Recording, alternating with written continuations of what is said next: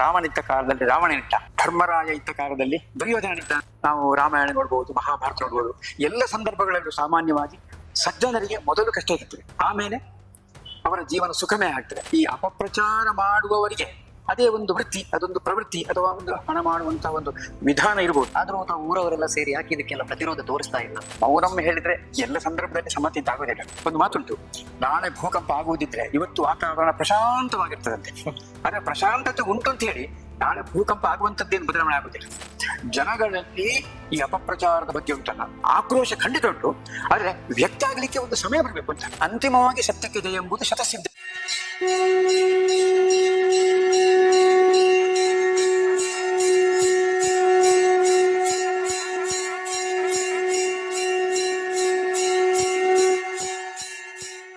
ಪ್ರಚಾರದ ಬಗ್ಗೆ ಏನ್ ಹೇಳ್ತಿರ್ತಾ? ಅಪಪ್ರಚಾರದ ಬಗ್ಗೆ ನಂದೊಂದು ಮಾತು ನೆನಪಾಗ್ತದೆ. ಏನಂತ ಹೇಳಿದ್ರೆ, ಈ ಪ್ರಕೃತಿಯಲ್ಲಿ ಒಂದು ಭಗವಂತನ ನಿಯಮ ಅಂತ ಉಂಟಂತೆ. ಏನು, ರಾಮನಿದ್ದ ಕಾಲದಲ್ಲಿ ರಾವಣನಿದ್ದ, ಹಾಗೆ ಏನು ಧರ್ಮರಾಯ ಇದ್ದ ಕಾಲದಲ್ಲಿ ದುರ್ಯೋಧನನಿದ್ದ ಅಂತ ಒಂದು ಮಾತುಂಟು, ನಮ್ಗೆ ಗೊತ್ತುಂಟು. ಎಷ್ಟೋ ಬಾರಿ ಈ ಸಜ್ಜನರು ಅಂತ ಹೇಳುವಂತಹ ಒಂದು ಯಾರು ವ್ಯಕ್ತಿಗಳಿದ್ದಾರೆ ಅವ್ರಿಗೆ ಯಾವಾಗಲೂ ಮೊದಲು ಕಷ್ಟ ಸಿಗ್ತದೆ. ನಾವು ರಾಮಾಯಣ ನೋಡ್ಬೋದು, ಮಹಾಭಾರತ ನೋಡ್ಬೋದು. ಎಲ್ಲ ಸಂದರ್ಭಗಳಲ್ಲೂ ಸಾಮಾನ್ಯವಾಗಿ ಸಜ್ಜನರಿಗೆ ಮೊದಲು ಕಷ್ಟ ಸಿಗ್ತದೆ, ಆಮೇಲೆ ಅವರ ಜೀವನ ಸುಖಮಯ ಆಗ್ತದೆ.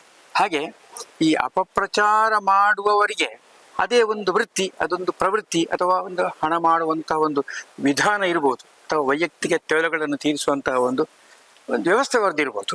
ಆದರೆ ಒಂದಂತೂ ಖಂಡಿತ ಹೇಳ್ತೇನೆ, ನಾನು ವೃತ್ತಿಯಿಂದ ವ್ಯಾಪಾರಿ, ನಾವು ಸಾಮಾನ್ಯರೊಂದಿಗೆ ನಿರಂತರ ಸಂಪರ್ಕದಲ್ಲಿರುವಂಥವರು. ಜನರ ಮನಸ್ಸಲ್ಲಿ ಈ ಅಪಪ್ರಚಾರವನ್ನು ನಂಬುವಂತಹ ಒಂದು ವರ್ಗ ಬಹಳಷ್ಟು ಕಮ್ಮಿ ಅಂತ. ಅಂದ್ರೆ ಅದೇ ಒಂದು ಮಟ್ಟದವರು ಅದನ್ನು ಒಂದು ರೀತಿ ನಂಬಿಯಾರು ಹೊರತು ಸಾಮಾನ್ಯ ಮನುಷ್ಯರಿಗೆ ಧರ್ಮಸ್ಥಳದ ಬಗ್ಗೆ ಅತ್ಯಂತ ಶ್ರದ್ಧೆಯ, ಭಕ್ತಿಯ, ಗೌರವದ ಭಾವನೆ ಇದೆ ಎಂಬುದನ್ನು ನಾನು ನಿತ್ಯ ಜೀವನದಲ್ಲಿ ಖಂಡಿತವಾಗಿ ಕಂಡುಕೊಳ್ಳುತ್ತೇನೆ. ಸರ್, ಇವಾಗ ಕಾವಂದರ ಬಗ್ಗೆ ತುಂಬಾ ಕೆಟ್ಟದಾಗಿ ಮಾತಾಡುವಂಥದ್ದು ನಡೆಯುತ್ತೆ. ಆದ್ರೂ ತಾವು ಊರವರೆಲ್ಲ ಸೇರಿ ಯಾಕೆ ಇದಕ್ಕೆಲ್ಲ ಪ್ರತಿರೋಧ ತೋರಿಸ್ತಾ ಇಲ್ಲ? ಪ್ರತಿರೋಧ ತೋರಿಸ್ತಾ ಇಲ್ಲ ಅಂತ ಹೇಳಿದ್ರೆ ನಾವೇನು ಅದರ ಅರ್ಥ ಮೌನಮ್ಮ ಹೇಳಿದ್ರೆ ಎಲ್ಲ ಸಂದರ್ಭದಲ್ಲಿ ಸಮ್ಮತಿ ಅಂತ ಆಗುವುದಿಲ್ಲ. ಜನರ ಮನಸ್ಸಲ್ಲಿ ಒಂದು ರೀತಿಯ ಅದರ ಬಗ್ಗೆ ಏನು ವಿರೋಧಾತ್ಮಕ ಭಾವನೆ ಇದೆ. ಅದಕ್ಕೊಂದು ಸ್ವರೂಪ ಬಂದಾಗ ಅದು ಇಂದಲ್ಲ ನಾಳೆ ಖಂಡಿತವಾಗಿ ಎದ್ದು ಹೇಳ್ತದೆ. ಒಂದು ಮಾತುಂಟು, ನಾಳೆ ಭೂಕಂಪ ಆಗುವುದಿದ್ರೆ ಇವತ್ತು ವಾತಾವರಣ ಪ್ರಶಾಂತವಾಗಿರ್ತದಂತೆ. ಆದ್ರೆ ಪ್ರಶಾಂತತೆ ಉಂಟು ಅಂತ ಹೇಳಿ ನಾಳೆ ಭೂಕಂಪ ಆಗುವಂಥದ್ದೇನು ಬದಲಾವಣೆ ಆಗುವುದಿಲ್ಲ. ಜನಗಳಲ್ಲಿ ಈ ಅಪಪ್ರಚಾರದ ಬಗ್ಗೆ ಉಂಟಲ್ಲ, ಖಂಡಿತವಾಗಿ ಅದರ ಬಗ್ಗೆ ಒಂದು ರೀತಿಯ ಆಕ್ರೋಶ ಖಂಡಿತ ಉಂಟು. ಆದ್ರೆ ವ್ಯಕ್ತ ಆಗ್ಲಿಕ್ಕೆ ಒಂದು ಸಮಯ ಬರಬೇಕು ಅಂತ. ಅದು ಸಾಮಾನ್ಯ ಒಂದು ಸಮಾಜದ ನಿಯಮ.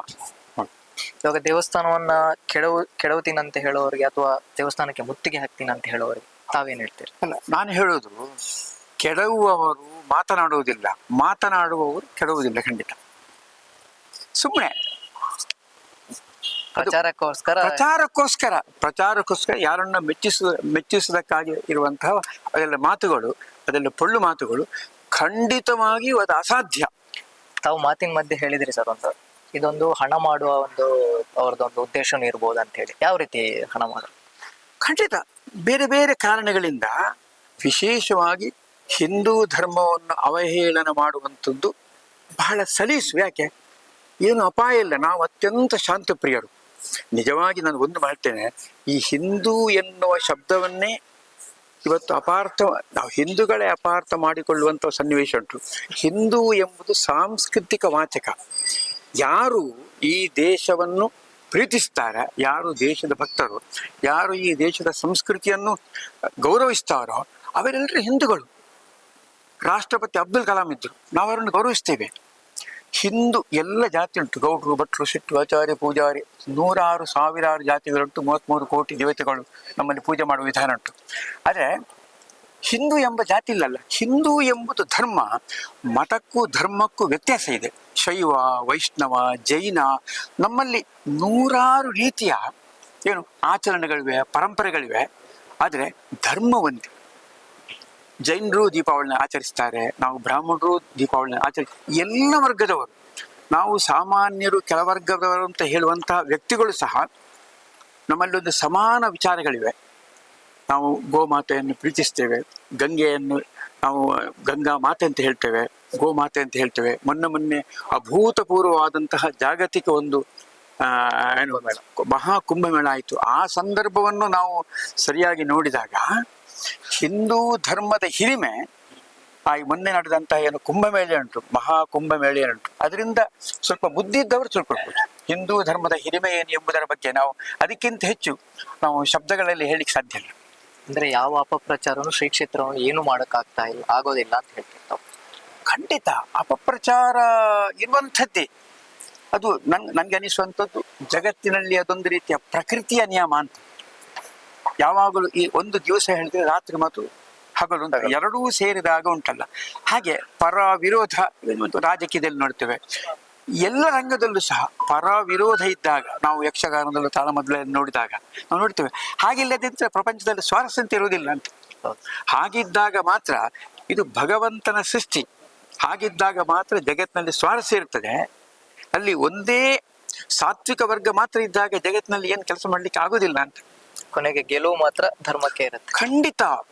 ಇವತ್ತು ಎಲ್ಲ ಪುರಾಣಗಳನ್ನು ನಾವು ಅಧ್ಯಯನ ಮಾಡಿದಾಗ ಎಲ್ಲ ನೀವು ಯಾವುದೇ ಭಾರತೀಯ ಸಂಸ್ಕೃತಿಯ ಯಾವುದೇ ಒಂದು ನೀವು ಕಾವ್ಯಗಳನ್ನು, ಮಹಾಭಾರತ ರಾಮಾಯಣಗಳನ್ನು ನೋಡಿದಾಗ ಎಲ್ಲದರ ಸಾರಾಂಶ ಕೊನೆಗೆ ಬರುವಂಥದ್ದೇನು?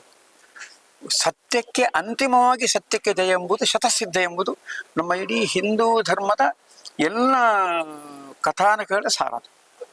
ಓಕೆ ಸರ್, ಧನ್ಯವಾದ ಸರ್. ಟಿವಿ ವಿಕ್ರಮ, ದೇಶ ನಿಮ್ಮ ಕೈಯಲ್ಲಿ. ವಿಕ್ರಮದ ಕಾರ್ಯಕ್ರಮಗಳನ್ನು ನಿರಂತರವಾಗಿ ವೀಕ್ಷಿಸಲು ಸಬ್ಸ್ಕ್ರೈಬ್ ಮಾಡಿ, ಬೆಲ್ ಐಕನ್ ಒತ್ತಿ.